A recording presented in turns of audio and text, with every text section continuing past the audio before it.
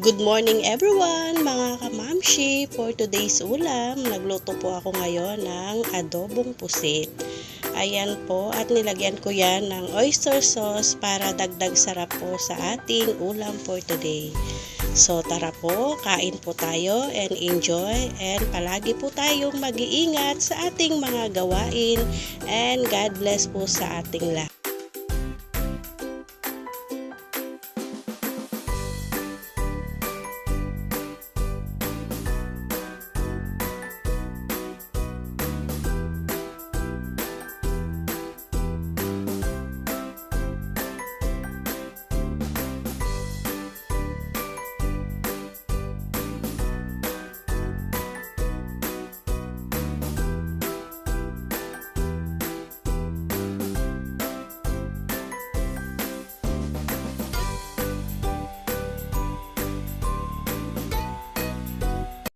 At bumili na rin po ako ng dragon fruit, mga kasuki. Panahon po kasi ngayon ng dragon fruit.